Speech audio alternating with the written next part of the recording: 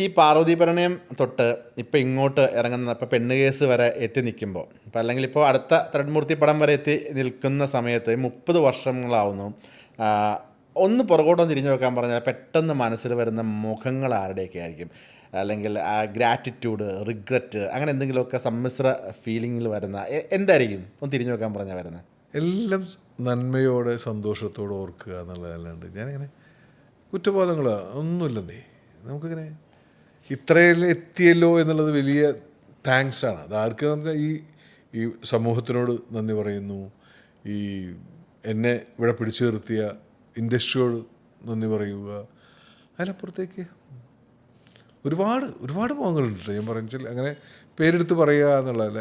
ഈ സമയം വരെ ഇങ്ങനെ ഇപ്പം എങ്ങനെ ഇപ്പം ഇന്ന് വേറൊരു സുഹൃത്തായിട്ട് ഇങ്ങനെ സംസാരിച്ചുകൊണ്ടിരിക്കുമ്പോൾ ഇതെങ്ങനെ യാദർശികമായിട്ടാണ് ഉണ്ടാവുന്നൊരു കാര്യം വെച്ചാൽ, അല്ല നിങ്ങളുടെ നന്മ കൊണ്ടൊക്കെ തന്നെ ആയിരിക്കില്ലേ നിങ്ങൾ ഇത്രയും കാലം പിടിച്ചേക്കുന്നത് എന്നൊക്കെ ഞാൻ പറയും.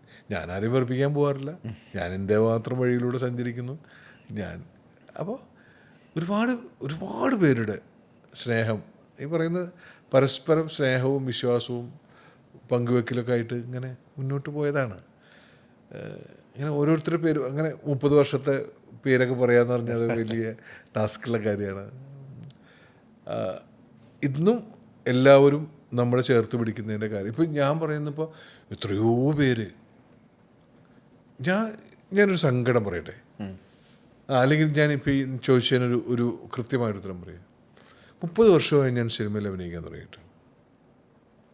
ശ്രീനേട്ടൻ എൻ്റെ അടുത്ത് ഭയങ്കര ബന്ധമായിരുന്നു ശ്രീനേട്ടനായിട്ട്. അങ്ങനെ വെച്ചാൽ കാണുമ്പോൾ ഭയങ്കര സ്നേഹത്തിൽ സംസാരിക്കുകയും വർഷങ്ങളായിട്ടുള്ള ബന്ധമാണ്. ഞാൻ ശ്രീനേട്ടനായിട്ട് ഇന്നേ വരെ ഒരു സ്ക്രീൻ സ്പേസ് ഷെയർ ചെയ്തിട്ടില്ല. ശ്രീനേട്ടൻ്റെ ഒരു കഥാപാത്രം അഭിനയിക്കാൻ പറ്റിയിട്ടില്ല. അതൊരു സങ്കടമുള്ള കാര്യം എനിക്ക് പറഞ്ഞാൽ. ഞാനത് ശ്രീനേട്ടൻ മരിച്ച ശേഷം നമുക്കത് ലൈവായിട്ട് കേൾക്കുമ്പോൾ നമ്മളത് ആലോചിച്ചിട്ട് പോലും ഇല്ലായിരുന്നു. ശ്രീനേട്ടനായിട്ട് ഞാൻ ഇപ്പോൾ ഞാനും പ്രിയനും കൂടിയിട്ടാണ് ആദ്യം കാണുന്നത്.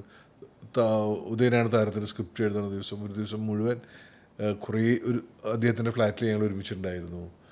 അത് കഴിഞ്ഞ് സന്തോഷ് ശശികാന്തത്തിൻ്റെ പുസ്തക പ്രകാശനം, അങ്ങനെ പല ഇടങ്ങളിലൂടെ നമ്മൾ കാണുകയും സംസാരിക്കുകയും ഒക്കെ ചെയ്തിട്ടുണ്ടെങ്കിലും ശ്രീനേട്ടൻ്റെ കൂടെ പറ്റിയിട്ടില്ല. അതിപ്പോഴാണ് റിയലൈസ് ചെയ്യുന്നത് അല്ലേ? തീർച്ചയായിട്ടും. വീണ്ടും പരിചയപ്പെടാൻ ഞാൻ ആലോചിച്ചു, അയ്യോ ഇത് ഈ ഒരു അദ്ദേഹത്തിൻ്റെ ഒരു ക്യാരക്ടർ, ഒരു കഥാപാത്രം, ഒരു സീനെങ്കിലും വന്ന് പറ്റിയില്ല എന്നുള്ളത് വലിയ നഷ്ടബോധം തോന്നുന്നുണ്ട് ശരിക്കും. ഈ നമുക്ക് ഈ 30 വർഷത്തിന് ഒരുപാട് ക്വസ്റ്റ്യൻസ് കിടക്കുന്നില്ല. അത് ഇപ്പം 30 വർഷമായിട്ട് ഇൻഡസ്ട്രിയിലുണ്ട്. സിനിമ തന്നെയാണ് ലൈഫ്, ജീവനും ശ്വാസവും എല്ലാം സിനിമയാണ്, എല്ലാം തന്നതും സിനിമയാണ്. നാടകത്തിലുണ്ടായിരുന്നു, ഇപ്പം കവിതകൾ പ്രിയമാണ്. ഈ 30 വർഷമായിട്ട് കൈക്കുള്ളിൽ നിർത്തി വളർത്തുന്ന ഒരു സിനിമയ്ക്ക് ഇർഷാദ് അലി എന്ന നടൻ തിരിച്ചെന്താണ് കൊടുത്തതെന്ന് ചോദിച്ചു കഴിഞ്ഞാൽ എന്തായിരിക്കും പറയുന്നത്? ഞാൻ ഷെറീഫീസ എന്ന് പറയുന്നൊരു സംവിധായകനുണ്ട്, സ്റ്റേറ്റ് അവാർഡൊക്കെ കിട്ടിയിട്ടുള്ള സംവിധായകൻ. അദ്ദേഹം ചെയ്തൊരു സിനിമയുണ്ട്, ആണ്ടാൾ എന്ന് പറയുന്ന സിനിമ. അത് പ്രൊഡ്യൂസ് ചെയ്ത് ഞാനും എൻ്റെ സുഹൃത്തുക്കളൊക്കെ ചേർന്നത്. എനിക്ക് സിനിമയ്ക്ക് എന്തെങ്കിലും ചെയ്യണമെന്ന് തോന്നി. ഞാൻ പ്രൊഡ്യൂസ് ചെയ്യാന്ന് പറഞ്ഞാൽ ഞാൻ കാശുകാരനായിട്ടൊന്നുമല്ല, എൻ്റെ കുറേ സുഹൃത്തുക്കളൊക്കെ എന്നെ സഹായിച്ചിട്ടുണ്ട്. ആ രീതിയിലുള്ള ചെറിയ സിനിമകൾ ഉണ്ടാക്കുക എന്നുള്ളത് അതിനൊരു സാധ്യതകളൊന്നും ഇല്ല കേട്ടോ. ഇപ്പോൾ ഭയങ്കര എവിടെ കൊണ്ട് ഇപ്പോൾ ആണ്ടാൾ എന്ന് പറയുന്ന സിനിമ ധാക്കയിലൊക്കെ പോയതാണ്, അമേരിക്കയിൽ ഫെസ്റ്റിവലിലൊക്കെ പോയതാണ്, കുറേ ഫെസ്റ്റിവൽ, പൂന ഫെസ്റ്റിവൽ, അങ്ങനെ ഒരുപാട് ഇന്ത്യയിലും വിദേശത്തായിട്ടുള്ള ഒരുപാട് ഫെസ്റ്റിവൽ. ഇങ്ങനെ ഇതാണ് എനിക്ക് ചെയ്യാൻ പറ്റിയിട്ടുള്ളൊരു കാര്യമെന്ന് പറയുന്നത്. സിനിമയ്ക്ക് എന്തെങ്കിലും കൊടുക്കാൻ പറ്റിയത് നമ്മൾ സിനിമയിൽ നിന്ന് ഒരുപാട് സമ്പാദിക്കേണ്ടായിട്ടില്ല. പിന്നെ സിനിമയ്ക്ക് കൊടുക്കുക എന്ന് പറയുന്നത് സിനിമയാണ്, ഇതല്ലാതെ വേറൊന്നും ഞാൻ ആഗ്രഹിക്കുന്നില്ല എന്ന എൻ്റെ സത്യസന്ധമായിട്ടുള്ള യാത്രയോട് ഞാൻ 100% നീതി പുലർത്തിയിട്ടുണ്ട്. സിനിമയെ ദ്രോഹിക്കുന്ന രീതിയിൽ, സിനിമയ്ക്ക് എന്തെങ്കിലും അപകീർത്തി ഉണ്ടാക്കുന്ന രീതിയിലുള്ള ഒരു പെരുമാറ്റം എൻ്റെ ഭാഗത്തുനിന്നുണ്ടായിട്ടില്ല. അത് ഞാൻ കൊടുത്തൊരു മുതൽക്കൂട്ട്. തീർച്ചയായിട്ടും. തരുൺമൂർത്തിയുടെ അടുത്ത സിനിമയിലുണ്ടെന്ന് പറഞ്ഞു, ലാലേട്ടൻ സിനിമ. എന്തായിരിക്കും കഥ? അതിനെന്തെങ്കിലും ജോണറുണ്ട്? കഥ എന്ന് വെച്ചാൽ ജോണർ എന്താണ്? അത് എങ്ങനെ എന്തെങ്കിലും, കാരണം പല കിംവദന്തികളും അന്തരീക്ഷത്തിലുണ്ട്. മറ്റൊരു ഡയറക്ടർ ചെയ്യാനിരുന്ന സിനിമയിൽ ഡയറക്ടർ മാറിയതാണെന്നും അതല്ല ഇത് കംപ്ലീറ്റ്ലി പുതിയ കഥയാണെന്നും. അതിൻ്റെ ക്ലാരിഫിക്കേഷൻ എന്തായിരിക്കും? അതിൻ്റെ ക്ലാരിഫിക്കേഷൻ അവർ തരുന്നില്ലായിരിക്കും നല്ലത്. ഞാൻ ആ സിനിമയിൽ അഭിനയിക്കുന്നുണ്ട് എന്നുള്ളത് മാത്രമാണ് അതിൻ്റെ ഇപ്പോൾ എനിക്ക് തരാവുന്ന ഒരു കാര്യം. അതെ, അത് കോമഡി അതിനപ്പുറത്തേക്ക് അല്ല, ഞാനൊരു പോലീസ് ഓഫീസറായിട്ടാണ്. ഓക്കെ ലാലേട്ടൻ്റെ ക്യാരക്ടറും പോലീസാണ്. ഓക്കെ. ഒക്കെ അത് ഒക്കെ അങ്ങനെ തന്നെയാണ്. Serious cinema. ആ, ഒരു കോമഡി സിനിമയല്ല, എന്നാൽ ഹ്യൂമർ ഉണ്ടോ എന്ന് ചോദിച്ചാൽ അത്യാവശ്യം ഹ്യൂമറുള്ള ഒരു സിനിമയാണ്. സിനിമ തന്നെയാണ്. ഈ നമ്മുടെ തുടരും സിനിമയ്ക്കകത്ത് ഇടയ്ക്കുള്ള മറ്റേ ഒരു ഡയലോഗ് ഉണ്ടോ, നിനക്ക് എന്തെങ്കിലും കഴിയാതെ മറ്റേ നാഗാസാര്യന്ദ്രയുടെ അത് തന്നെ എടുത്തതല്ലേ, അതൊക്കെ സ്പോട്ടിൽ വന്ന ഇംപ്രൈസേഷൻ ആണോ? അല്ല, അത് സ്ക്രിപ്റ്റിലുണ്ടായിരുന്നത്. അത് തരുൺ അത് എഴുതി വെച്ചത്. ഇങ്ങനൊരു സാധനം നിങ്ങൾക്ക് കയ്യടി കിട്ടാനുള്ള സാധനമാണ്, അല്ലെങ്കിൽ ആളുകൾ ചിരിക്കാൻ സാധ്യതയുള്ളൊരു സീക്വൻസാണ് എന്ന് പറയുന്ന സ്പോട്ടിൽ വേണമെങ്കിൽ ഞാൻ പറയാവുന്ന ഒരു ഇംപ്രൂവൈസേഷൻ. സ്റ്റേഷനിൽ പോയിട്ട് നാക്കുന്നൊരു സാധനമുണ്ട്. അപ്പോൾ ബിനു നാക്കും, അപ്പോൾ ബിനു നാക്കുക, ഈ സാധനങ്ങൾ സ്പോട്ടിൽ ഉണ്ടാക്കിയ കാര്യം. നമ്മളാ വണ്ടി പിടിച്ചിട്ട് നിൽക്കുകയും ഞാൻ പട്ടിക്കാരൻ എന്നുള്ള ലെവലിൽ ഇങ്ങനെ ചെന്നിരിക്കുകയാണല്ലോ. അപ്പോൾ ബിനു അതൊക്കെ ചിരിച്ച സീനാണ്. അതെ, ബിനു ആക്കുന്നതൊക്കെ അതൊക്കെ സ്പോട്ടിൽ ഉണ്ടാക്കിയ സാധനങ്ങളാണ്. സിനിമയിൽ നിന്ന് ടോട്ടലി മാറി ചോദിച്ചു കഴിഞ്ഞാൽ കവിതകൾ വായിക്കാൻ ഇപ്പോഴും സമയം കിട്ടാറുണ്ട്. ഒരു സമയത്ത് ഞാൻ എപ്പോഴും കവിത വായിച്ച് പാടി വീഡിയോ ഇടുന്നൊക്കെ ഞാൻ തികച്ചും കണ്ടിന്യൂസ്ലി ഫോളോ ചെയ്യുന്ന സമയമാണ്.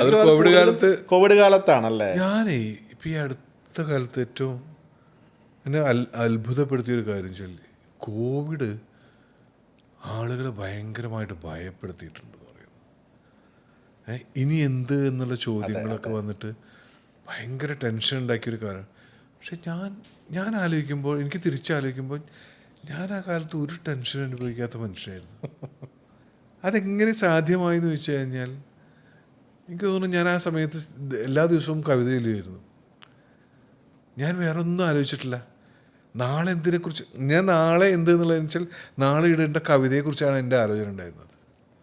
അല്ലാതെ നാളെ എന്ത് സംഭവിക്കും, എൻ്റെ EMI, അല്ലെങ്കിൽ ആളുകളൊക്കെ അതൊക്കെ ടെൻഷനായിരുന്നല്ലോ. ഞാനങ്ങനെ വലിയ EMI ഒന്നും എടുത്ത് തലയിൽ വെക്കുന്ന ഒരാളല്ലേ. എനിക്ക് കൊക്കിലൊതുങ്ങുന്നു തോന്നുന്ന കാര്യങ്ങൾ മാത്രം ഹാൻഡിൽ ചെയ്ത് വെറുതെ ടെൻഷൻ ഉണ്ടാക്കുക എന്നുള്ളതല്ല. ഈ നിമിഷം വരെ ഒരു അസുഖത്തിൻ്റെയും ഗുളിക കഴിക്കുന്ന ഒരാളല്ല ഞാൻ. അങ്ങനെ തന്നെ അതങ്ങനെ തന്നെ പോട്ടെ. അതൊരു വലിയ സന്തോഷമായിട്ട് കാണും. കാരണം ഞാനെല്ലാം കൂളായിട്ട് ഓക്കെ എങ്ങനെയാണോ ഓക്കെ. അപ്പോൾ ഞാൻ ഈ അടുത്ത ദിവസങ്ങളിലൊക്കെ ആലോചിച്ചൊരു കാര്യമാണ്. ഞാൻ മറികടന്നത് ഇതാണ്. അന്ന് കവിതകൾ ഡെയിലി ഒരു കവിത FBയിൽ എടുത്തിടും. അപ്പോൾ എനിക്ക് രാവിലെ എഴുന്നേറ്റ് കഴിഞ്ഞാൽ ആ കവിത പഠിക്കണം. ആ കവിത പഠിച്ച് ഞാൻ ഉച്ചയ്ക്ക് ഒരു 11 മണി 12 മണിയൊക്കെ ആകുമ്പോഴാണ് അത് ചൊല്ലി, ഒരു 11 മണിക്ക് തുടങ്ങി സ്വയം ട്യൂണല്ലോ, ഗദ്യ കവിതകളാണ്. അപ്പോൾ നമുക്ക് പറഞ്ഞാൽ മതി. അപ്പോൾ ഞാനൊരു 10-20 പ്രാവശ്യമൊക്കെ ഫോണിൽ ഇങ്ങനെ റെക്കോർഡ് ചെയ്ത് വയ്ക്കും. അപ്പോൾ അതിന് തന്നെ സമയം പോവും. 1 മണിക്കൂറോളം അത് എടുക്കും. അത് കഴിഞ്ഞാൽ അപ്ലോഡ് ചെയ്ത് കഴിഞ്ഞാൽ ഫേസ്ബുക്കിൽ വരുന്ന അതിൻ്റെ ഹരം കാണും. അതിൻ്റെ കമൻറ്റുകളൊക്കെ വായിച്ച് നല്ല രസമുള്ള കവിതകളെന്നൊക്കെ പറഞ്ഞ് അത് കഴിഞ്ഞ് ഊണ് കഴിച്ച് കുറച്ച് നേരം കിടന്ന് ഉറങ്ങി. എന്നിട്ട് എഴുന്നേറ്റ് കഴിഞ്ഞാൽ നാളെ എന്ത് കവിത ചൊല്ലുന്നുണ്ട്, നാളെ ഏതാ കവിത എന്നൊക്കെ ആലോചിച്ച് അതിനെക്കുറിച്ച് കണ്ടുപിടിച്ച് അതൊന്നും നോക്കി വെച്ച് അങ്ങനെ, അതല്ലാതെ വേറൊന്നും ആലോചിച്ചില്ല. വായന നടന്നായിരുന്നു ആ സമയത്ത്.